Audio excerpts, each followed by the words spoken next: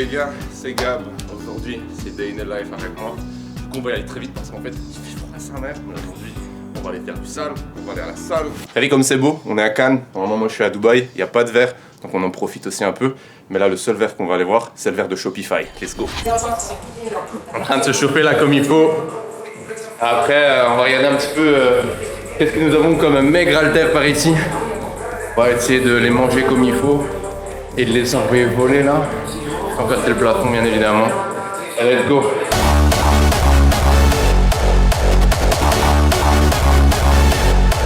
Les gars, vous vous demandez certainement pourquoi est-ce que t'es parti du désert pour aller t'enfermer dans une villa avec des Français, des e-commerçants. En fait, je vais vous expliquer tout de suite pourquoi j'ai décidé de venir. Premièrement, j'ai un projet avec Corentin, donc qui est le fondateur du Hangar Club, et aussi grâce à lui qu'on est tous réunis dans cette villa de dingue pour cette semaine qui va être une semaine de folie. À côté, à Dubaï, j'ai aussi une conciergerie au niveau de la santé et des performances pour les entrepreneurs. L'idée, c'est tout simplement de donner vraiment tout l'accompagnement, un peu comme les athlètes professionnels qui ont des équipes pour tous les niveaux. C'est le même service, mais pour les entrepreneurs, histoire qu'ils doivent juste rester sur leur ordinateur, prendre l'ascenseur pour aller à la salle de sport dans leur résidence, pas bouger, on s'occupe de tout. Là, au niveau de la diète, au niveau des entraînements, au niveau de la récup, bref, on couvre vraiment tout ce qu'ils ont besoin. Je suis en train de terminer l'écriture du chapitre d'introduction pour mon guide digital.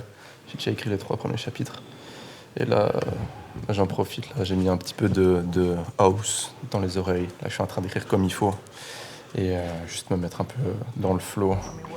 Essayer de faire un truc vraiment carré. Parce que non, mon guide n'est pas fait par ChatGPT, comme beaucoup de gens me demandent. Ça, c'est un peu compliqué aujourd'hui, hein, c'est la réalité. Mais non, j'aime beaucoup écrire. C'est un process vraiment que je kiffe. Ça me permet d'être vraiment hyper créatif, dans le flow, je vois pas le temps qui passe. Et de transmettre de belles choses aussi. Donc, c'est vraiment un chouette process. Yeah. Cold hearts and heated floors, no parental guidance, I just see divorce. Therapy sessions, I'm in the waiting room reading Forbes. Abandonment issues, I'm getting treated for. Il y a beaucoup trop de personnes qui promouvoient justement la création de contenu propice à ça. Et j'essaye d'apporter une solution pour essayer de contrecarrer un petit peu ce courant qui m'attriste énormément. Et de donner les bons outils, tout simplement. Donc là, on va voir. J'ai déjà fait une première campagne et j'ai eu des leads à un très bon prix. Donc ça a validé un petit peu l'offre et le format et surtout la demande. Donc ça, c'est vraiment une bonne nouvelle. Et là, maintenant, on va passer en mode vente. Et let's fucking go.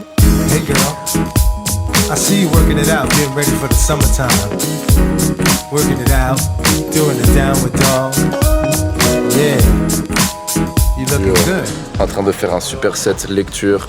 Et aussi cure de vitamine D sur ce magnifique livre qu'absolument chaque entrepreneur doit lire. Mais en gros, le concept est très simple.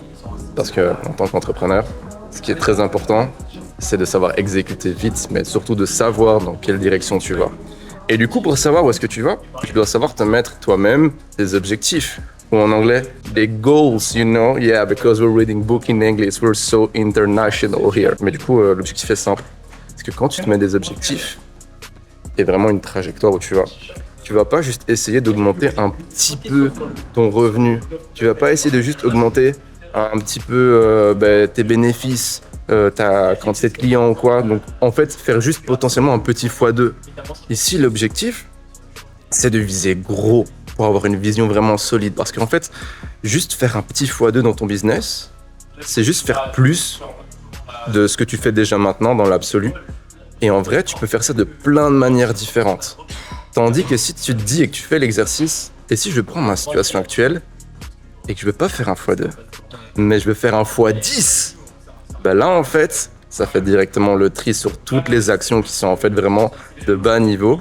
Et en fait, t'as pas 30 000 chemins que tu peux prendre. Parce que l'objectif, il est si grand qu'en fait, c'est très clair ce que tu dois faire. Donc voilà les gars, on est posé avec Coco. On doit récap sur la nouvelle brand qu'on va bientôt launch, qui va être absolument énervé. Et il est temps qu'on planifie un petit peu les prochaines semaines parce que ça va être certainement les plus importantes, parce qu'on s'approche vraiment à la fin de tout le process. Bon, l'idée rapidement que vous ayez en tête pour recenser un peu le projet qu'on est en train de mener. On va launch la brand un peu différemment des brands qu'on a l'habitude même nous d'expliquer de comment on doit launch une brand, parce qu'on a un petit peu plus d'expérience et d'expertise, et c'est pour ça qu'on se permet de pouvoir se permettre des plus gros projets qui demandent des gros invests de départ pour launch.